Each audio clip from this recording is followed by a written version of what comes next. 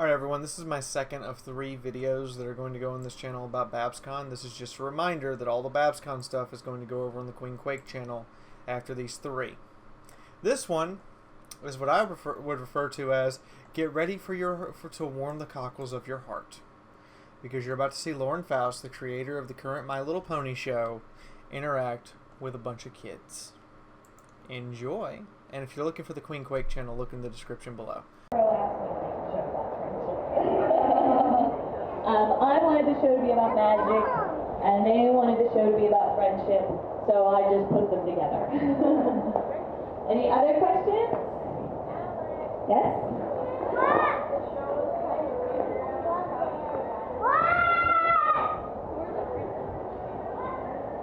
The princesses weren't based on a specific My Little Pony toy, but ever since I was probably 5 years old, I used to draw a big white unicorn with rainbow hair and giant wings, and I just drew her all the time, and that's exactly, she was Princess Celestia, who was born when I was maybe 7.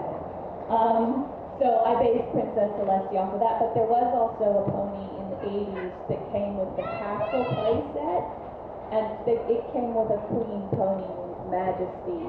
And so, like, I remembered how much I liked Majesty, and then I thought about all the drawings that I used to do, and I kind of pulled those together as well. Anybody else? Questions? Yes?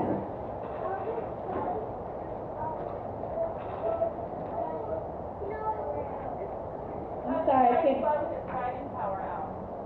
One more time? How does Spike blow his dragon power out? Oh, well, I like to think that that's, I think we've all heard about dragons being able to breathe fire, and almost every movie or story that has dragons in it has the dragons breathe fire. So I feel like Spike as a dragon has a natural ability to just breathe fire, because that's what dragons do. But I always like to imagine that Princess Celestia kind of magically changed his fire into something that helped him be a mailman. So he delivers messages between Twilight and But I felt like maybe Princess Celestia put an enchantment on him so that his fire did that. Anybody else? Yes?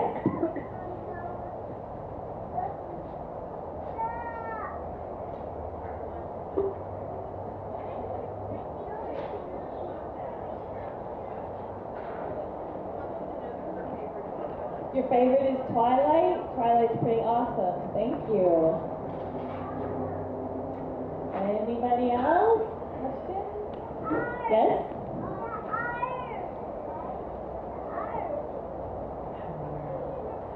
I'm not sure. I never thought about it that much, except that I think maybe the wings don't grow until they're older. It's kind of like when animals like maybe baby cows are born without horns on their head, and then they get older and their horns grow. So I think maybe the wings are like that. Did someone have a question over here?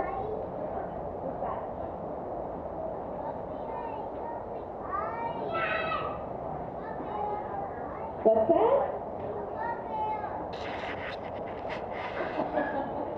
I'm sorry, anything I can understand?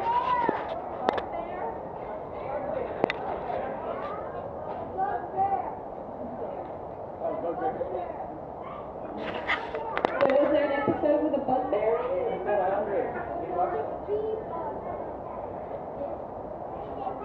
There were the Paris sprites. I remember those. That might have been an episode I didn't work on. Oh, okay. Did you have a question in the yellow costume? Come on over, and I can hear you a little good. Come on. What's your question? You don't know? Do you have any questions about My Little Pony?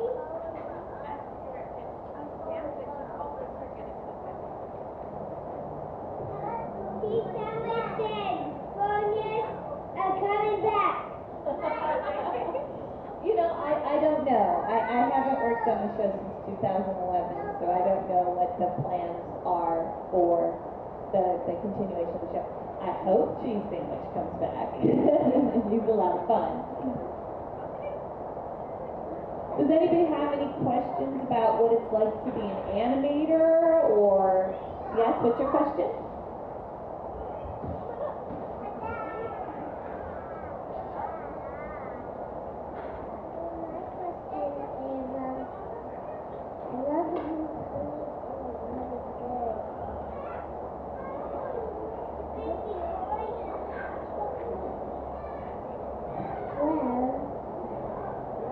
Who's your favorite pony? All of them. You like all of them? Who's your who's the one that you think is most like you? Let's see, Pinkie Pie. You think you're like Pinkie Pie? I think I could see that. You remind me of Pinkie Pie. Good job. Yes?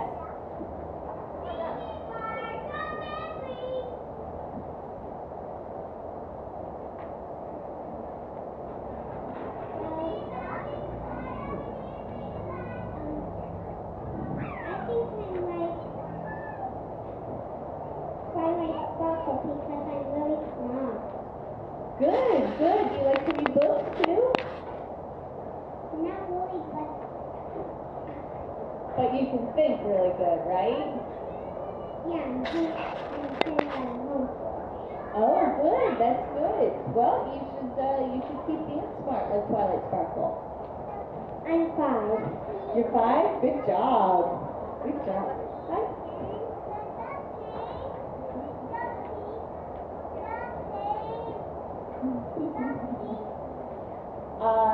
Yes.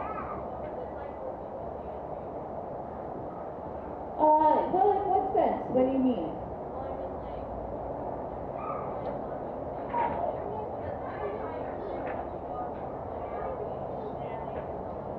Well, what's neat about working in animation is, I developed the show myself, and I came up with the ideas and the characters, but once you start making the show, you become a team.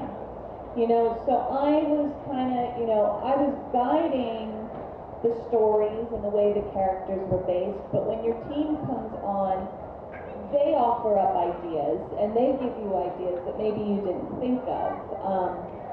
Like you said, Pinkie Pie has this bouncy walk. That wasn't my idea. That was one of the director's ideas, where we had an episode where Pinkie Pie was being silly and he wanted her to bounce around like this old character called Pepe Le Pew. And that wasn't my idea, that was Woody's idea, and I was like, yes, that's a great idea, let's do that. And then sometimes, sometimes even the voice actors will not necessarily give you they'll give you ideas, but they might inspire you. For instance, I never expected Rarity to be a funny character, but then we hired Tabitha St. Germain to be Rarity's voice, and she brought this humor to the character that we weren't expecting.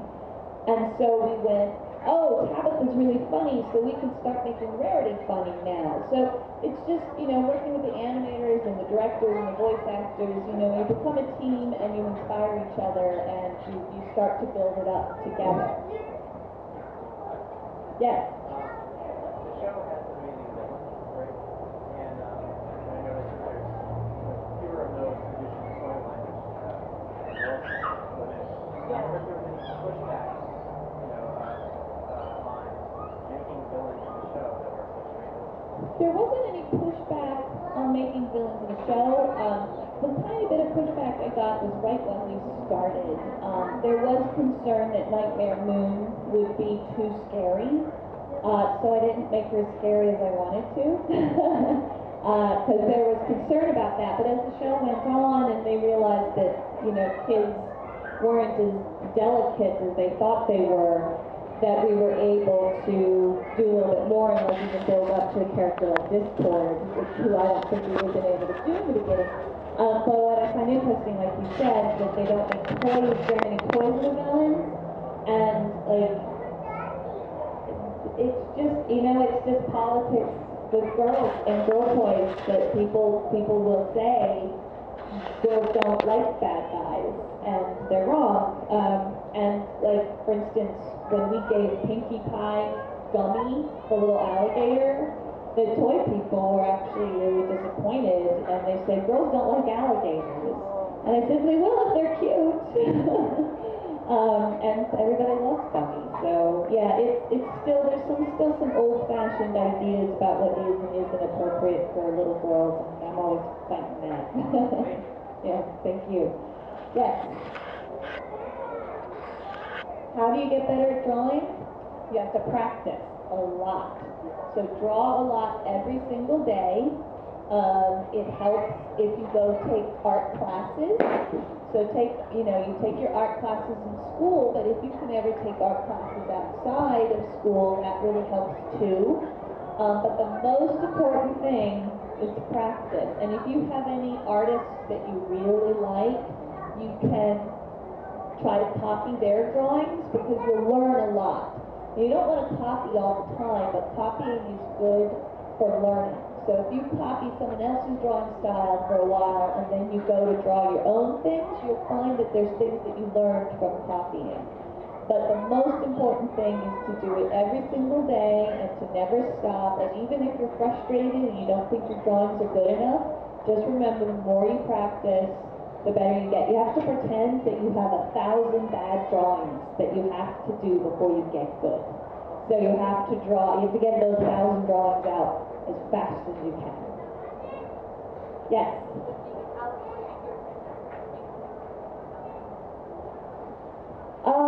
Well, that's a hard question for me to answer, because I would say that if I had stayed on the show, there never would have been more than 2.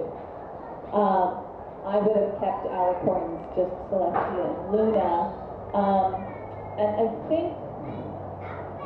think that if I had my way, I would say that being a princess makes you an alicorn. That it's like a royal blood kind of thing. That's how I would say. But I don't know how they're planning it now, because there's alicorns all over the place. Yes.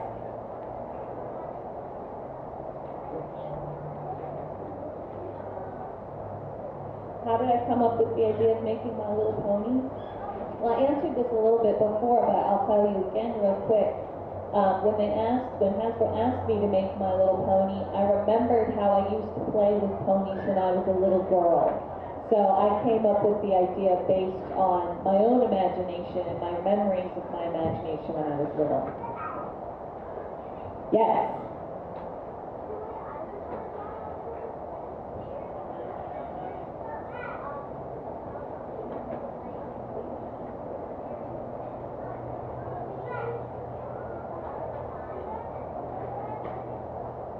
That's a good idea. That's a really good way to draw. She said that she learned how to draw ponies by looking at them very closely and studying them, and then she was able to draw her own ponies later. Yes? How did I come up with the main 6? Well, when I went to start imagining what the show would be like, I did 2 things. I thought about my favorite pony toys when I was little, and the personalities that I gave them. And the other thing I wanted to do was, I wanted to show that there's lots of different ways to be a girl. You know, sometimes you watch TV shows for girls, and they all love clothes, and they all love cell phones, and they all love to be pretty, and there's no other way to be. But I wanted to show that there's lots of different ways to be a girl.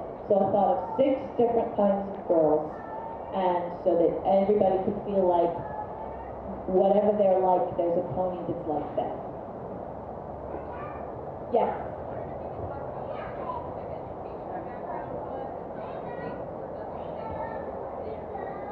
So my educational background, you mean what? Oh, okay.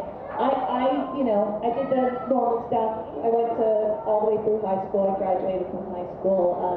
But I went to an art school that had a very strong animation department, California Institute of the Arts. And I was there for about 2.5 years when one of my teachers offered me a job. It's actually something interesting that happens in the art world is your abilities kind of outweigh your pedigree. So, like, you know, if you have an art school, you know, if you graduated from an art school but you don't draw that great, somebody who may have never gone to art school and draws really good is more likely to get the job. So that's as far as I went. So I got my first job when I was like 20. So I do not have a college degree. Yes.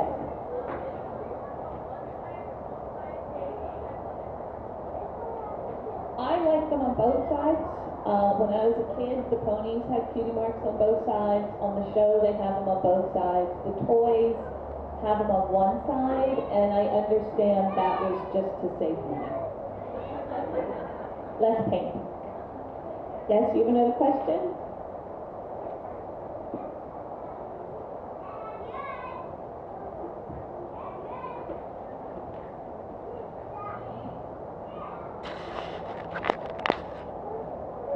What pony do you think you love?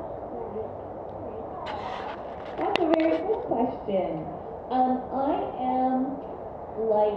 I'm like two ponies. I'm like Twilight Sparkle, like you are, because I love to learn things and I'm a perfectionist. And I'm also like Fluttershy. I'm not as much like Fluttershy now, but when I was a little girl, I was very, very shy, just like Fluttershy was. And I love, love, love animals. So those are the two I'm the most like. I wish I was like Rainbow Dash. Good question. Yes? Well, when you remember, let me know. Did someone have a question up here? Did I have fun making the show? I had a lot of fun making the show, like especially in the beginning when I got to just dream up all the ideas and imagine the characters and build the world that they live in. That's my favorite kind of stuff, so that was fun. It got a little less fun once there were deadlines. But the beginning of it was very fun. It was fun also to see how much people like the show and how much it means to people, and that people like you come out here to talk about it. My little pony so good. You know, I went to animation school and I learned how to be an animator, and I watched a lot of shows that I loved, and I studied really hard and I practiced really hard, and I guess after all that work I turned into somebody who's not too bad at making TV shows. Yep, you just gotta practice and study, and then you get good at anything you want to be good at. Anybody else? One question? You have one?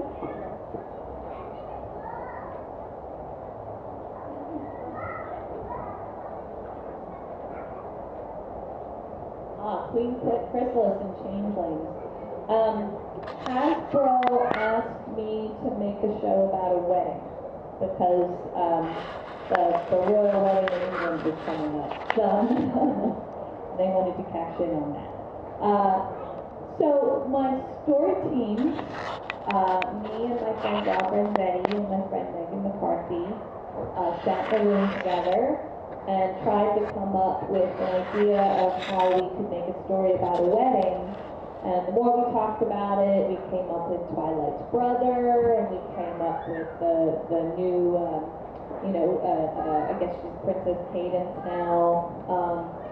And we had to think of a villain, and we had to think of a villain who kind of worked with the theme of love, because getting married and having a wedding is about love.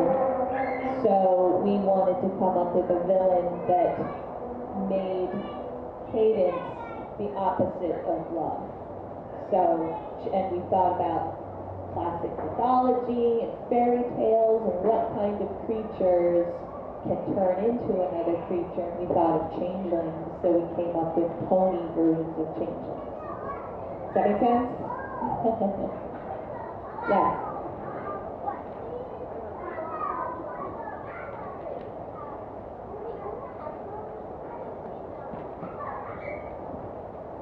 That made My Little Pony have what? Had different kinds of creatures in it? That was my idea.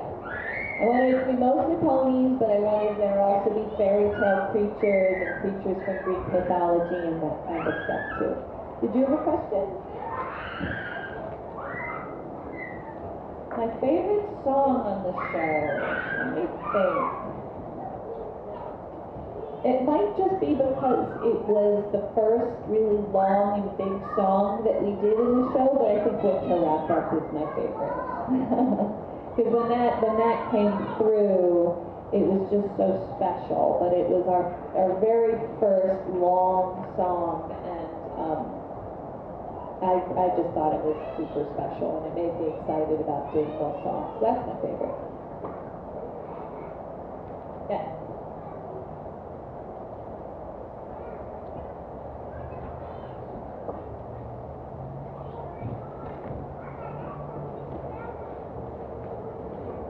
My favorite song is a song that comes in the middle. You know, the one that comes after the beginning and before the ending. Not sure which song that is. The My Little Pony song? Is it the theme song, the beginning of the show? Yeah, That's your favorite? yeah. Awesome. So is there anybody here who like maybe has a question that maybe you feel a little too shy to ask or something? Does anybody want to like kind of be brave and step up and ask a question? You're brave? Do you have a question for me? What's your question?